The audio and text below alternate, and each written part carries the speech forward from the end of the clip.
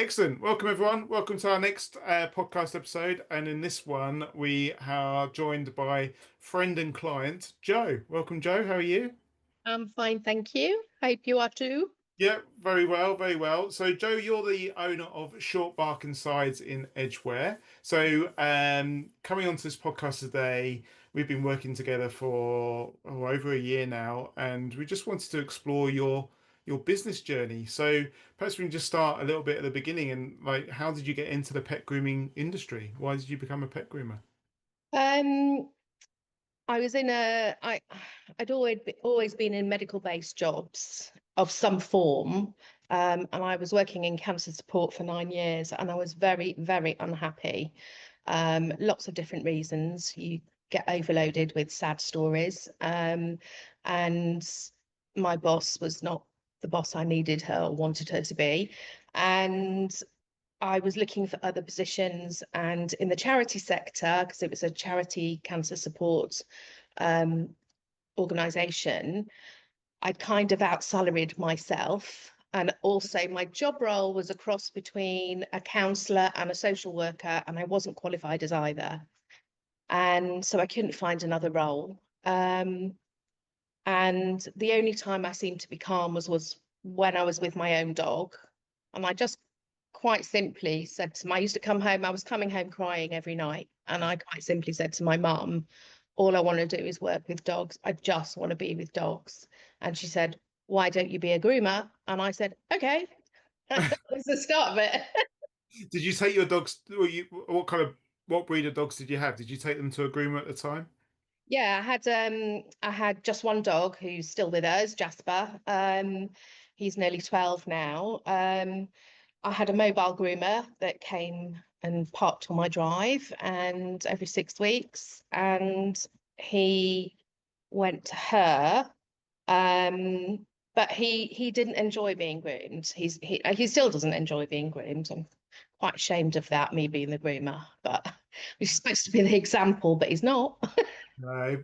What did I mean? Was it like the mobile van would turn up, you'd hand Jasper over, and then they'd wave their magic wand, and Jasper came out looking lovely and smelling great? Or did you sort of have a look in and see what happened? And did you have any understanding? Um, so when I sort of decided that I was possibly going to go down this dog grooming route, I didn't say anything to the groomer, but I did look in her van. I mean, I had seen inside the van because I'd handed him over Hmm. um, in the van, and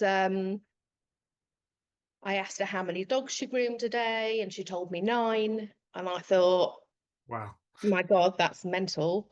Um, and couldn't even imagine grooming 9 dogs in a day with travel. I just, it was Hmm. blew my mind a bit. So yeah, I mean, I sort of I phoned around local groomers. I did a bit of market research. I um, obviously didn't tell my own groomer what I was intending to do.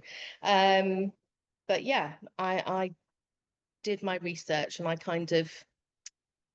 thought I knew what I was getting into, but I don't think anybody really knows what they're getting into Do until they do it. you think you'd do it if you knew? Do you think you would have done it? Uh, I think I would have maybe been a bit more hesitant. I think I was like every other dog owner that brings their dog for grooming, that it's a wash, dry, and a bit of a clip. I just had no idea the level of learning and intricacy that there is in the job. I had not a clue. And I think that's why, as an industry, we are actually quite undervalued. But because I was like everybody else, yeah, they put them in the bath, they give them a wash, and they clip them, and that's it, finished.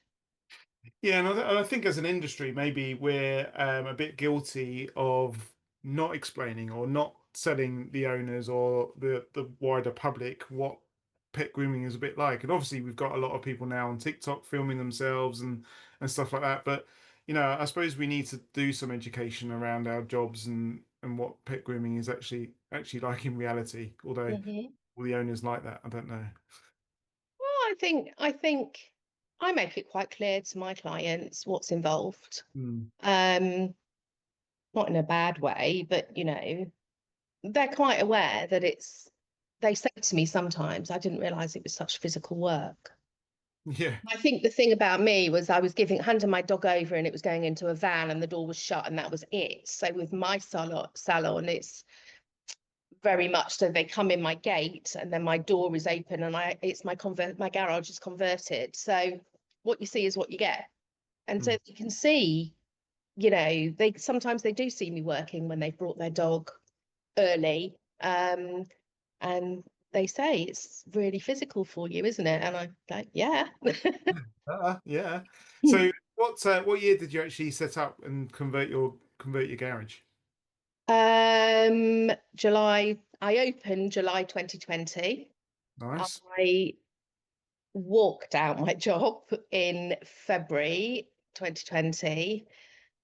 And then we went into lockdown in the March. So I had already sort of enrolled on the course. So I moved my course and then we moved it again. And I started end of May and did it into June. I think I finished something like the 27th of June. And during that time, the builders came and converted my garage, and I opened on the 6th of July. Nice. Hit the ground running. And Yeah. what kind of consideration did you give to the business side of running a dog grooming business? You have you ever been self-employed before? Had you run a business before? Yeah. So I've grown up in a business family. My dad had 3 hairdressing salons. And I used to go when I was little or younger, I used to go every Saturday. I was well aware of what went on. They would talk about business, at night. We always had family dinners. So I knew what went on in a business and what my dad did and work Mondays and what my dad had to do, all his books and everything.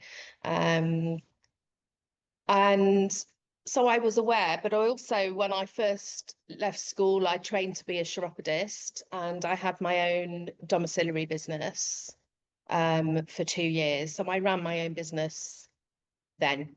So you kind of knew what you're getting into. Yeah. And then I did something. I did medical sales for 7 years, and then I went back to chiropody for 12 years while I was living down here because I'm not from London, I'm from Leeds. Right. So So I think I'm trying to remember when we had a conversation because I think you'd opened your business up. I think before you even joined us as a client, we had a conversation before that, didn't we? absolutely. So you opened around the July. When did you start thinking, oh, is there more to this, or I'm struggling, or what? How did you find the first sort of 6 months? Um, well, I opened in the July, and I think the first 6 months was okay. It wasn't because I got at the Christmas on the Christmas of 2020. I was fully booked. So all the people that couldn't get appointments with their own groomers Mhm. um, came to me. So I ended up with quite a full diary, bearing in mind that I still wasn't probably at the speed that I am at now. And I was maybe doing 3 or 4 a day. Um, so I think that the first 6 months was gradual. Then I got to the Christmas, it got very busy. And then a good percentage of those clients actually stayed with me. Um, so yeah, I think then it sort of slowly started to improve. Cool. Um, yeah, And can you remember what your sort of introductory prices were in 2020? Can you under low, very low. how's how's low? How low can you go? How low is I think I was charging 35 to 40 for dogs. I think my 45 maybe some of the prices for cockapoos. Yeah, so low. and Uh, how did that match? Because you come from employment and you're being paid a salary. Were you finding that the money that you were making from the business was enough? Was it meeting the salary that you were earning? no, not at that time. So I was on a very high salary. But so I wasn't really taking much in wages, but because of COVID, at the beginning, we had a mortgage holiday. So Right. that really helped us massively. And then we went through all of our finances with a fine tooth comb, and we just got rid of a million and one subscriptions and things that we paid for. And I think that we saved something like, excluding the mortgage, we saved something like £700 a month Wow. just on, going through our bank account and just seeing our statement and just seeing what we didn't need at that time. So no, I wasn't earning, I didn't pay myself much at all for the first year. I did pay myself something because I needed to contribute, Yeah. but not much. Okay. So how was you with you sort of went through the first year, were you busy? You had lots of customers. Did you find it like were they demanding? Were you working long hours? Yeah, I found that I was working 6 days at the beginning. Um, and I was working long hours. Part of that was experience. Part of that was running a business like this was very different to running a chiropody business. So with chiropody, I would walk in, I was a domiciliary chiropody, so I'd walk into their house, I'd say, hi, how are you? I'd sit down, I'd do their fee, they'd give me their money, and I would toodle off. And there was nothing more than that. With this, it was very different because, first of all, you don't know the dog's behavior. And secondly, people are people and not always pleasant, um, or they're pernickety, or they have unrealistic expectations. So yeah, my experience, that's I think when I started to think, this is might need a bit of help here." So you started to sort of wonder, how can I do this differently or better? Yeah, I think that my local community, I felt very pressured to do the right job, because then if I didn't do it, the local grapevine was going to start moving and people would be talking and I go to that groomer, and I was just so conscious of doing a good job, and if they left, are they going to badmouth me? And Facebook, and I found it all really quite daunting. Um, They had quite a I remember when we first started working together and we started to introduce or start talking about some changes, and the community element of your business where you've got a very close-knit community around you. You were so sort of under the cosh there, like paranoid about what they were going to say about you, worried that upsetting one member of the community would then have a big knock-on yeah, effect, and people would like drop you like a hot stones kind of thing. yeah, yeah. It was very hard for me to separate out. I knew a lot of people, and I knew people through people that weren't necessarily friends, but I knew a lot of people, and I was it felt very pressurized for me that if I put my prices up, or if I made a mistake, or they didn't like the groom, um, what were they going to say? Were they going to judge me? Were they going to judge my prices? And as an overthinker, that just did my head in, because I had real fear, proper fear about that. And I remember something happening, and I can't remember what the incident was, but I remember sitting on my sofa and crying and saying to my husband, what if, what if, what if? And being in a complete state about it. Anxiety was through the roof. Um, and yeah, that was that was probably the time, sort of when it was all that was going on, as I was becoming more experienced and getting busier, and people were recommended to me. That fear of, I know I need to earn more, but I'm scared to put my prices up. Um, people's opinions of me. It just was massive in my head, massive. So you're having demand to earn more so you could contribute to the house more, but you're fearful about putting your prices up, were you finding yourself sort of bending your boundaries and working longer hours, squeezing more people in, Yeah, definitely. working weekends, or? Yeah, well, as I said, at the beginning I worked 6 days, then I went to 5 days. Um, in the April, um, in the April of 2021, I got a Saturday girl so I could put more clients in. Um, but yes, I would squeeze people in. I would do days that I didn't want. I would do Sundays, um, not whole days, but I'd put an extra client in, or I'd do a late night and I'd still be grooming at 9 o'clock in the evening. And I was, it was very full on for me. I did what I could to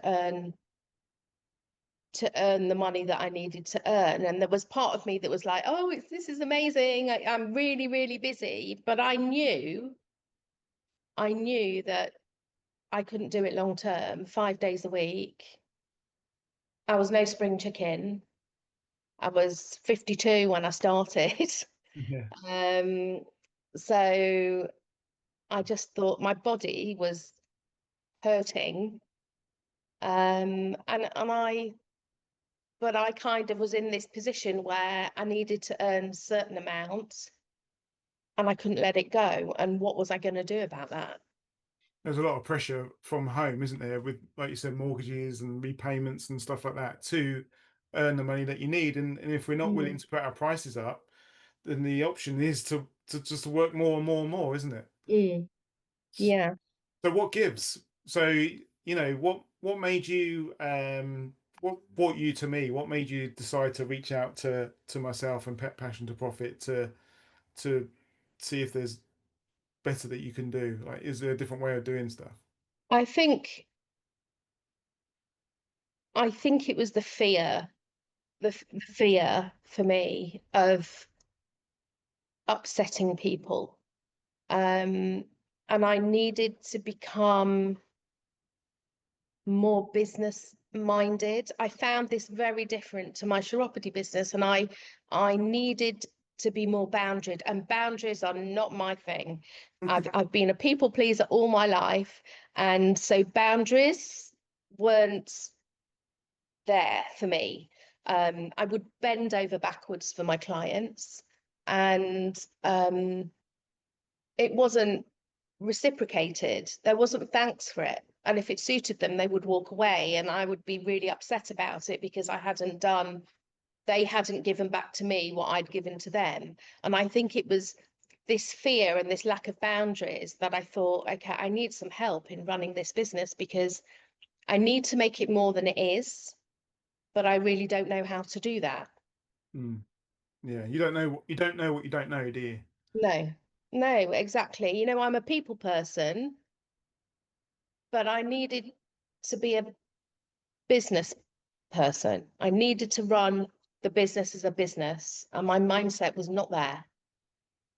It was me personally that was running the business. It wasn't the business for the business. Mhm. And so everything was very personal for me. So you reached out to us, and what did you like about the Pet Groomer Business Program before you joined us? What did you like? What made you sort of want to join us? Um, the support from you and the other mentors and the targeted support, um, your weekly calls, Louise with mindset. And I don't think right at the beginning I even knew about Robin or Fanny or any of them, but and also the fact that there was a WhatsApp group, that there were other groomers that I could talk to. And I think for me, I needed to be talking to other people with the same mindset, because I felt that although I'd made friends with local groomers, the mindset was very different to mine. They were running businesses for different reasons. and I needed my business to be a success, and I knew that people that were on your program also would feel like that. Mhm. So for me, that was the attraction, was to be able to be mingling with people who were of the same mindset and learning from people who were experts, really. And what about your other half? What did Mark, isn't it? Yeah. So I get a lot of I speak to a lot of groomers, and I get a lot of pushback with regards to the program because they feel that it could be really helpful. They leave the sales call and go and explain it to other halves, and it's quite often a oh no, oh no, no.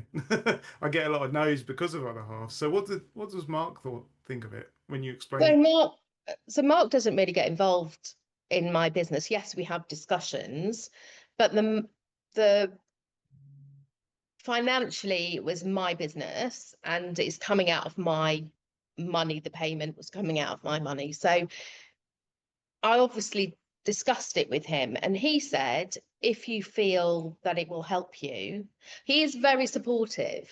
Hmm. Um, and he said, if you feel that it will help you, give it a go. Um, you know, for him, we're both self-employed, so the pressure's massive.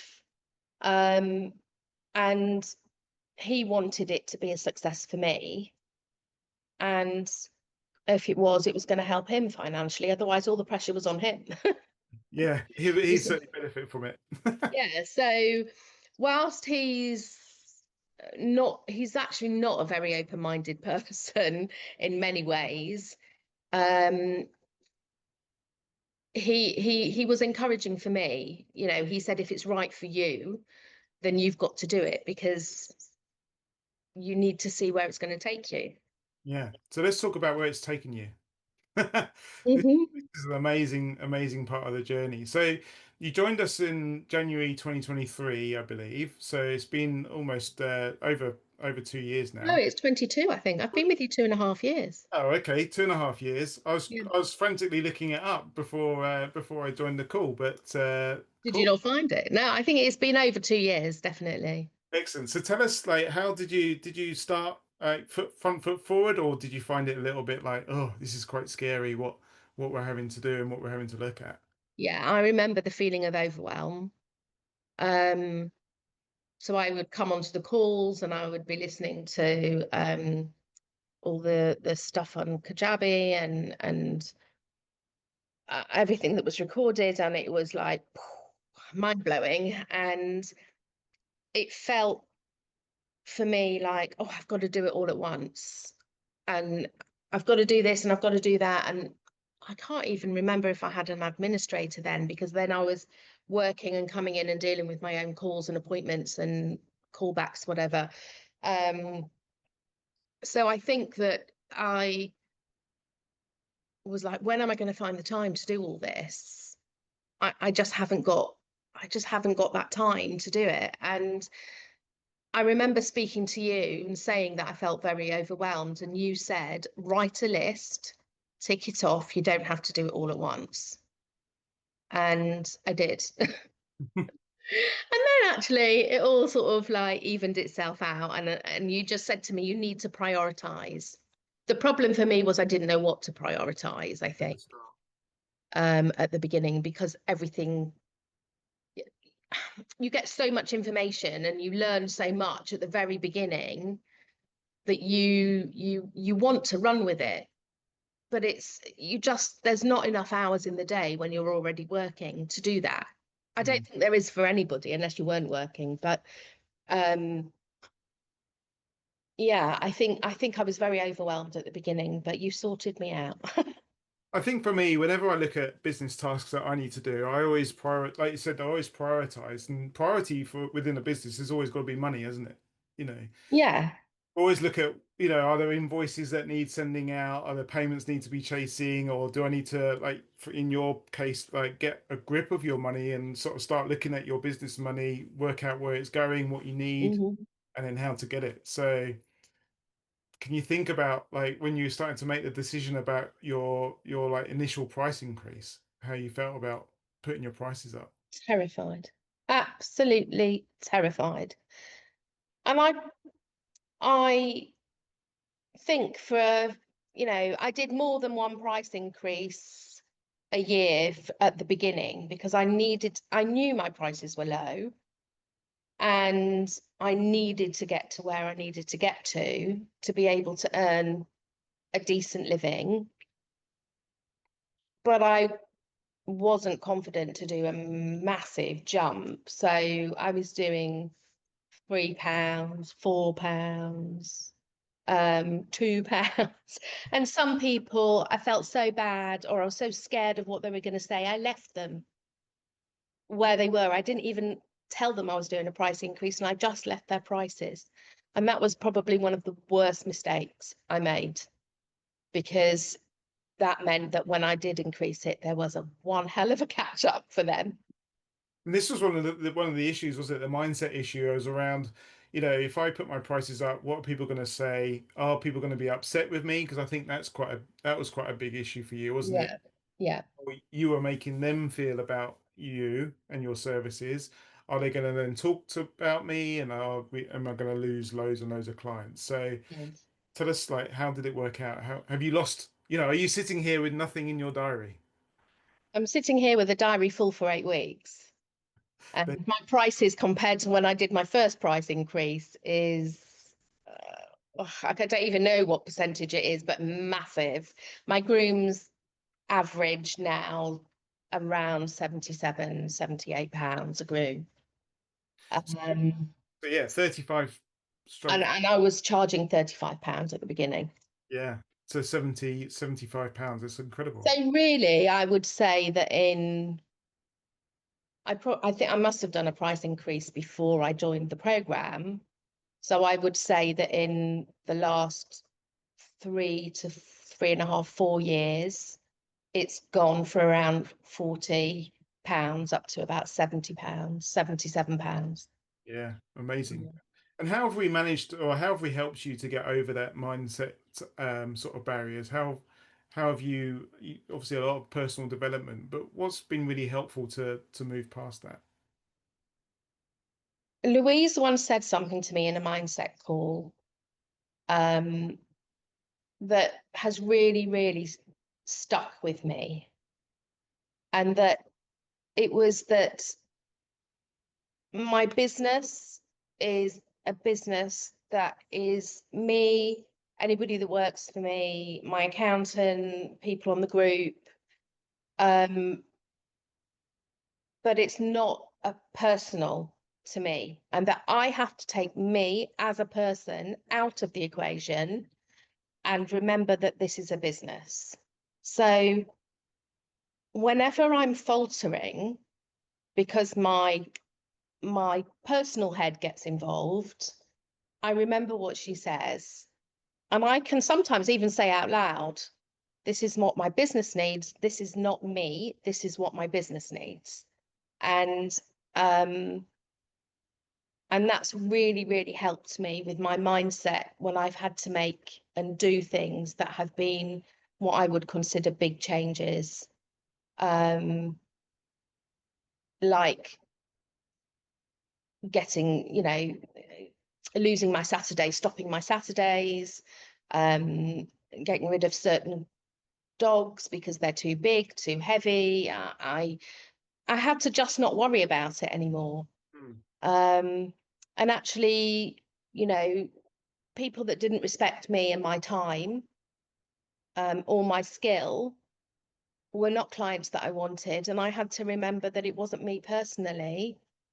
It was my business. My business didn't want them or need them with me. So I needed to get the clients that I needed to have that were good for me, good for my mindset, and good for income. Yeah, and I think that's a really good way to look at it, obviously, because I think many people struggle with price increases or making decisions in their business because they feel that they have to justify it. They have to justify to their customer why they're doing what they're doing. But that justification is fine, isn't it? I'm doing this because my business needs me to do it. Does there need Yeah. to be any more justification to your customer? No, and my most recent price increase in April, I quite simply said to people, it's my annual price increase. Um, you know, I always do my best to keep in line with inflation, but everything's gone up. It's a necessary evil. I didn't use those words, but words to the effect of. Um, and I thanked them for their understanding. You know, I had one person that left, but I knew she was going to leave. I knew she was, because she's been moaning about my prices since the day she came to me, that I was expensive. So, okay, bye. And in a few months' time, when she comes back, will you be allowing her back I in? don't think she'll come back. She's very, I really don't think that she'll come back. And actually, if she does, I won't take her back. Because she's someone that I don't need as a client. She's so negative Mm. all the time, and I don't want that. And I don't need it. I'm so booked up. I don't need it for her to have what? If I put my when I put my prices up again, she'll complain again. Yeah. Whereas if we think back 2 years ago, that person leaving because you've done a price increase would probably have seen you on the sofa with Mark in tears, sort of Yes. like floods of tears, really sort of mindset taking a big dip, sort of worrying about what you've done. Mm. I I I really this year, and since my price increase in April, I think I've got a vision about what I want to do, where I want to go, and the person that I am. And actually, I'm no competition groomer, but I know I'm not a bad groomer. And actually, if they could do it themselves, they would be doing it themselves, and they can't. So I have a skill set that they don't have. Mm. Um, I offer stuff within the salon that other salons don't offer. Um, I do Reiki for dogs. I do joint and mobility spas, elderly dog care. Um, I do things that other salons don't necessarily do. And if they want someone that does those things and has the skill set to do those things, then that's what they have to pay me. Mm. And I've really come to the conclusion that my business is my business, and this is me. This is me. And by having that sort of definition and in your business and in your head, you actually start finding the customers that are right for you in your business. Yeah, absolutely. Absolutely. I think I now have a client base that I really like. I don't have any dogs that I find difficult overly. I'm not saying they're all great, because they're not. But I love the dogs that come in. I love the clients that come in. If they turned around and said they had to go elsewhere because of they're moving, price, or whatever, I'm fine about it. I'm fine. I'm okay about it. It's like, okay, bye, next. Yeah. You definitely worked on that. And I said before we started this recording, I was like, wow, how much you've changed your mindset from a couple of years ago. It's incredible how you were very beholden to your community and to your clients, whereas now it's kind of like completely flipped. Yeah, and there's a few reasons for that, some personal reasons. Um, and I have done a lot of work on myself as a person, um, and done a lot of what they call shadow work, so that I understand myself better. Mhm. I understand why I react the way I react. And I understand that I can choose how I react to something happening, and that it doesn't have to be negative, that I am actually in control of how I feel and what I do. And that's been massive for me. Yeah, it's amazing. And control around your business and control around your customers, but also you've grown and taken control of your finances as well. Yeah. Tell us a bit about that if you're happy to. Um, we've had a lot of historical debts, which seem to be, as fast as we get rid of it, it would be back. And I suppose you could call it living beyond your means. And it really felt like a noose around our necks. And, I listened to Fanny's calls on money management, and I made a decision 18 months ago that enough was enough. And I didn't want to live with this shadow over our heads constantly, and that we needed to get rid of it. And so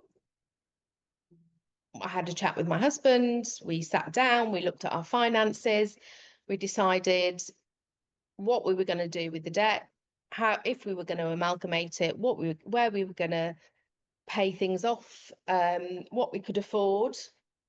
And we split the money. We would physically put money away every month, and we have paid off in 18 months half of what we owed, and it was an enormous amount.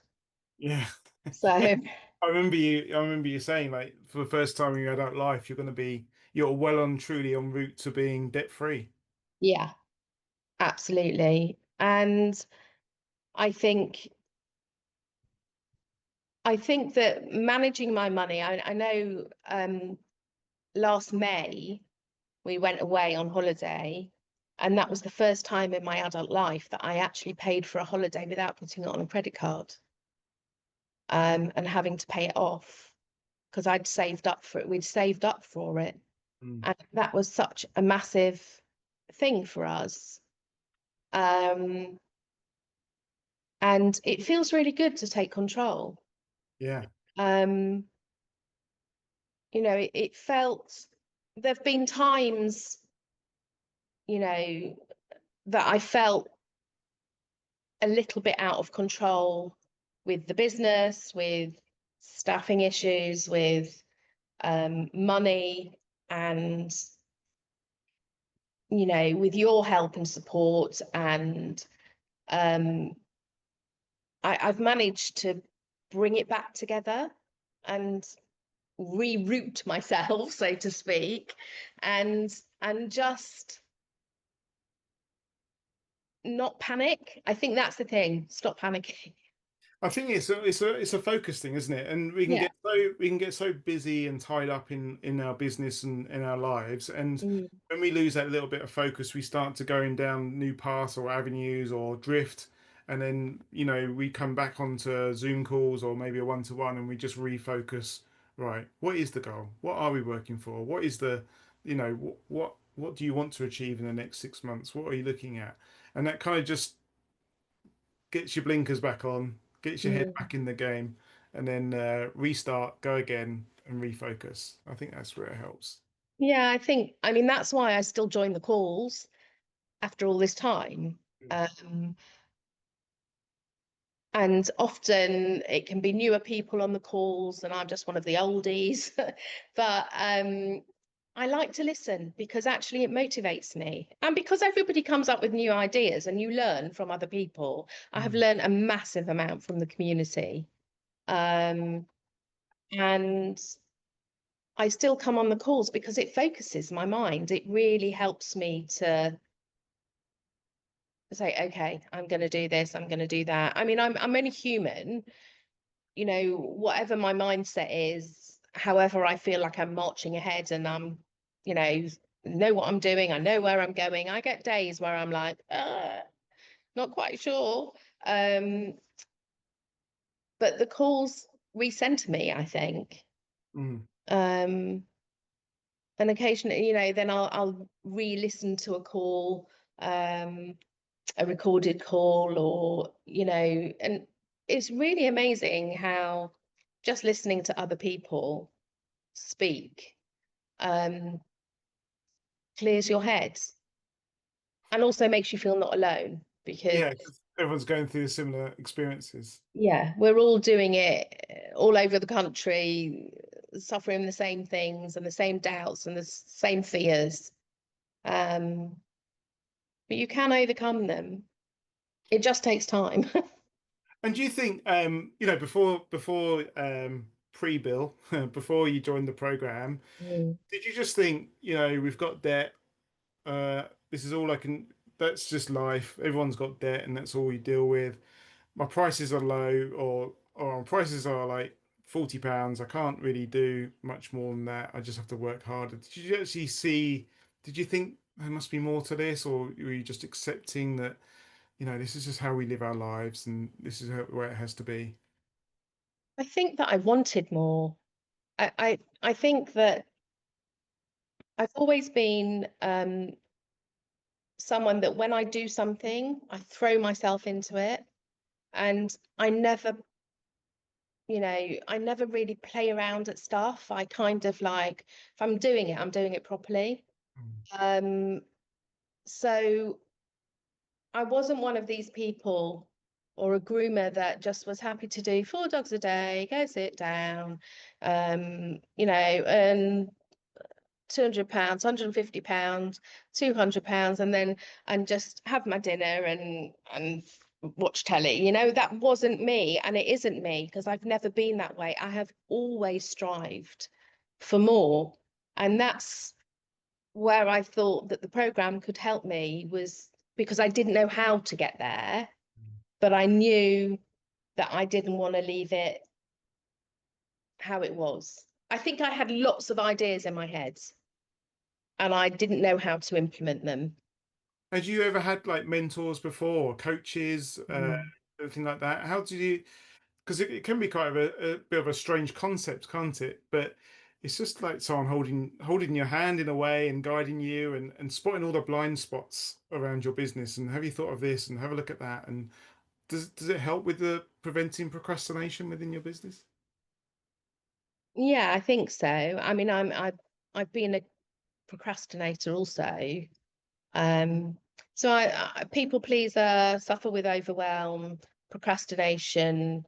I mean, sit on the sofa with a can't think straight, sit on the sofa with a coffee and just don't do anything. So because it's all too much for my head. Um, and I think that um when I mean, at the beginning, that was still me. When I first joined the program, I hadn't changed any at the beginning. So it really did help to have somebody say, focus your head and say, okay, look at it this way, look at it that way, write a list, do this, do that. Although I don't think you ever tell people to do anything, you always make a suggestion. How about you look at it this way? Mm. And I think that with your support, it really helped me channel my mindset and the way that I was thinking. The fear was still there because I hadn't overcome that at the time, but it did help. It did stop me procrastinating about whether I should do something or not, Mm. because you know you made me look at worst case scenario. What's going to happen? You put your prices up, what's going to happen? Someone's going to say no. Oh, okay. They might leave. Okay. And like Robin will challenge people to go out and get no's, won't he? To Yeah. desensitize you from that, and to show you that actually a no is not a problem. Yeah. I mean, I no longer worry about people saying no.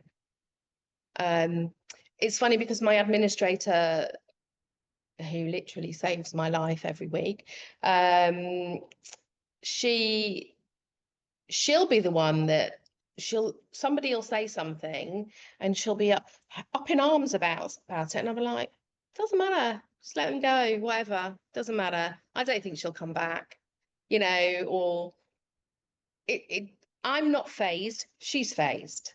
Yeah. And I say to her, it doesn't matter. She was worried, I think she was worried a while back that I was going to lose people. I think I said I was going to do something, I can't actually remember what it was. And she said, oh, do you really want to do that? And I went, yeah. She was worried about me losing people, and I was just like, whatever, there'll be somebody else that will replace them. Yeah, yeah, that's it. That's it. And this is just complete mindset shift, isn't it? So Yeah. what does your business look like today? How many days a week are you working? Money wise, are you making the money that you want, need? I'm working 4 days a week. I work Tuesday to Friday, although today I am working. But I work Tuesday to Friday, 9 till 5:30-ish. I do 4 to 5 dogs a day, teeth cleaning and nail clipping in between dogs. I'm earning approximately, I work on my own, or except on a Thursday where I've got somebody that she did work experience for me. She's training as a groomer, and I've said to her she can work for me on a Thursday. I can, because of her hours, I can only fit one extra dog in. And that basically pays her wage. So I'm kind of doing it as a favor for her. So yeah, I do 20 to 21 dogs a week, and I'm taking around £1,600 a week. Six and a half thousand a month. And how does that make you feel? Amazing. Amazing. I'm blown away every time I do my monthly books. I'm kind of like, woo, I've done that. Um, yeah, I think it makes me really excited actually. It makes me, when I add up, because I add up every day at the end of each day, and I add it up, and when I've had a really brilliant day and I'm just like, can't believe I've taken that. Some days I'm taking up to £500 on my own. Mm. Um, and I just think it's achievable for anybody. It's just about hardening up a little bit, toughening up a little bit, changing your mindset and believing in yourself. And I think, and also another important message that I always want to convey is, and I do this exercise on my workshops, is like why it's important for the actual pet that we charge higher prices. Because like you were saying, if you were charging 35, £40, you were working long hours, you were having to do like a large amount of pets per day, you're working 6 days a week, so you're tired, get frustrated, pets can be very difficult, or the owners can be very difficult. So can you see, from putting your prices up, how your customers have actually benefited from paying higher prices, how the dogs have actually benefited from that? Yeah.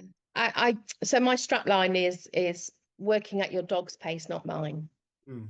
Um, and I tell people, they say, how long? And I'll go 2 hours-ish. It might be a bit more, might be a bit less. It might be, I will not rush your dog. I will do it at your dog's pace. And if necessary, I'll give the dog Reiki if it's an anxious dog. I'll give it breaks. I'll put it on the floor, let it go for a run in the garden. I work with the dog in the dog's best interest. And that is why I charge higher prices, because they won't get it in every salon, understandably, because people have different ways of working, and they have staff, and they have overheads different to my overheads. And I if people want that service, that their dog is nurtured, you know uh, then and looked after and allowed to run, not crated, allowed to run in the garden. And there's nothing wrong with all of those other things. I don't mean that other people don't nurture their dogs. I just, I work holistically, and my aim is that the dogs that come here have the most comfortable experience that is humanly possible. And it's my job to make that so for them. And I have dogs that come in that are terrified of going to the groomers, and they run in here, literally run, that they're pulling their owners up the driveway.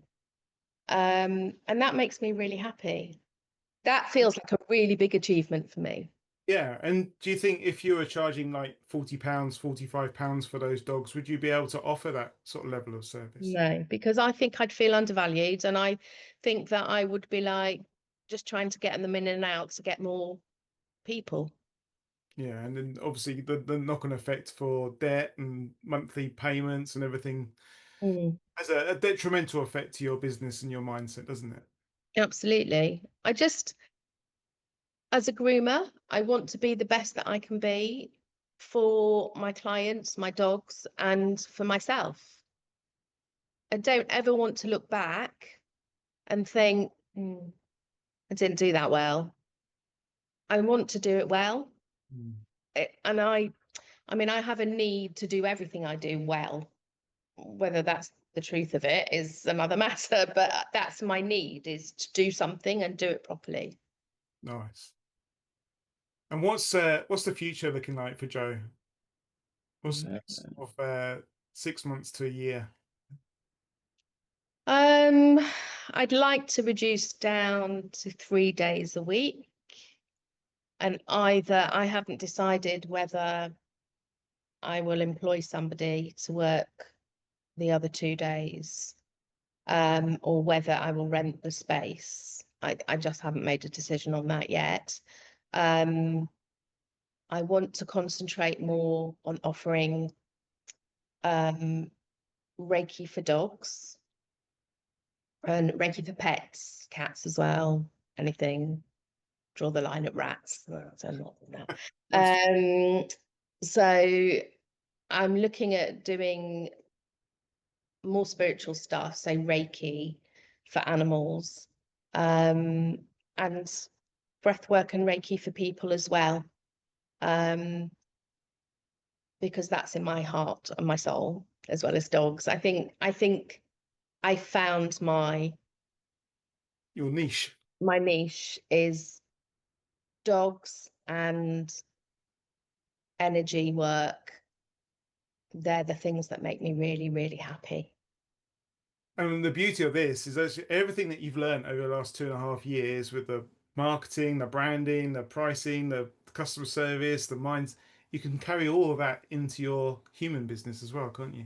Absolutely, absolutely. And I I I'm doing a like a local dog fair fest thing in July, and it's ridiculous how excited I am about doing it, because I'm going to be doing Reiki on the day for dogs, people if they want it.